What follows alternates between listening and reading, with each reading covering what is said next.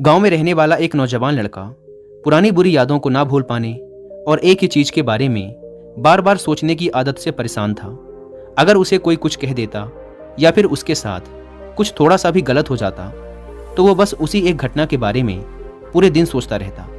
वही बात उसके दिमाग में हर समय घूमती रहती। फिर वो या तो अपने साथ हुई किसी बुरी घटना के लिए अपनी किस्मत और भगवान को कोसता रहता या फिर अपने मन में उस इंसान से बदला लेने के ख्याली पुलाव बनाता रहता जिसने उसे कुछ कह दिया था या उसके साथ कुछ गलत किया था। अपनी इस ज़्यादा सोचने की आदत की वजह से ना तो लोगों के साथ उसके अच्छे रिश्ते थे और ना ही वह किसी काम को अच्छे से कर पाता था। वह हर समय तनाव व मानसिक अशांति की स्थिति में रहता।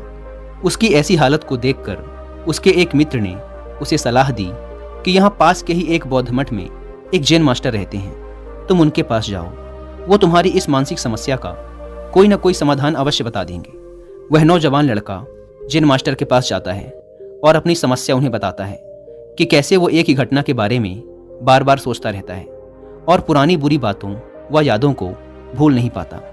लड़के की समस्या सुनने के बाद जैन मास्टर वहां से उठकर मठ के अंदर चले जाते हैं। जैन मास्टर का बिना कुछ उत्तर दिए यूं उठकर चले जाना लड़के को कुछ अजीब सा लगता है, लेकिन वो फिर भी वहीं बैठा रहता है। थोड़ी देर बाद वह देखता है कि जैन मास्टर मिट्टी की गिलास में पानी भरकर उसकी तरफ चले आ रहे हैं। जैन मास्टर लड़के के पास आकर खड़े हो जाते हैं तो लड़का भी उनके सामने खड़ा हो जाता है। जैन मास्टर लड़के से पूछते हैं, बताओ इस गिलास का वजन कितना होगा? लड़के ने कहा, मैं एकदम सटीक तो नहीं बता सकता, लेकिन इस गिलास का वजन बहुत ही कम है। अब जैन मास्टर ने गंभीर होकर कहा, मेरा प्रश्न ये है कि अगर मैं इस गिलास को थोड़ी देर तक ऐसे ही पकड़कर खड़ा रहूं तो क्या होगा? लड़के ने कहा, कुछ भी नहीं होगा। जैन मास्टर ने फिर पूछा, अगर मैं इस गिलास को इसी तरह 1 घंटे तक पकड़ कर रखूं तो क्या होगा? आपके हाथ में दर्द होना शुरू हो जाएगा। लड़के ने कहा।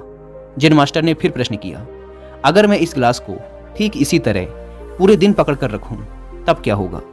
आपके हाथ में बहुत ही भयंकर दर्द होना शुरू हो जाएगा। आपका हाथ सुन्न भी हो सकता है, आपके मांसपेशियों में भारी तनाव आ सकता है और यहाँ तक कि आपके हाथ को लकवा भी मार सकता है। लड़के ने गंभीर शब्दों में कहा। जैन मास्टर ने कहा, बहुत बढ़िया, लेकिन क्या इस दौरान ग्लास का वजन बदला? लड़के ने कहा, नहीं, वजन तो नहीं बढ़ा। तब भला हाथ में दर्द और मांसपेशियों में तनाव क्यों आया? जैन मास्टर ने पूछा। बहुत समय तक पकड़े रहने के कारण, लड़के ने जवाब दिया।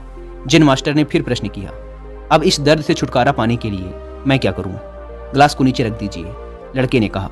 जैन मास्टर ने कहा, बिल्कुल सही, और जीवन की परेशानियां भी कुछ इसी तरह होती हैं। इन्हें कुछ देर तक अपने दिमाग में रखिए और लगेगा कि सब कुछ ठीक है।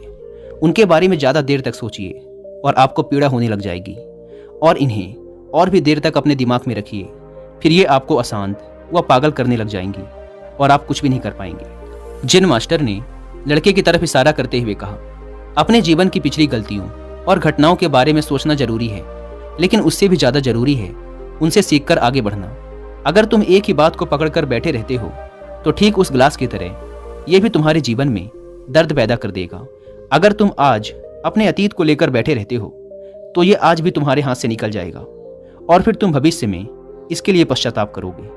तुम अपने अतीत के लिए जैसा इंसान बनना चाहते हो या फिर जिन गलतियों के लिए पश्चाताप कर रहे हो, तो तुम आज से ही वैसा इंसान बनने का प्रयास करो और कोशिश करो कि आज तुम वैसी गलतियां ना करो जिसके लिए तुम्हें भविष्य में पछताना पड़े। इसलिए चिंता करना बंद करो और अपने आज के कर्मों पर ध्यान दो, क्योंकि चिंता व्यक्ति को उसकी चिता तक ले जाती है। दोस्तों, चिंता करने की आदत को छोड़कर एक खुशहाल जीवन कैसे जिया जाए, इस पर विश्व प्रसिद्ध लेखक डेल कार्नेगी ने एक बहुत ही अच्छी किताब लिखी है जिसका नाम है how to stop worrying and start living, यानी चिंता छोड़ो, सुख से जियो।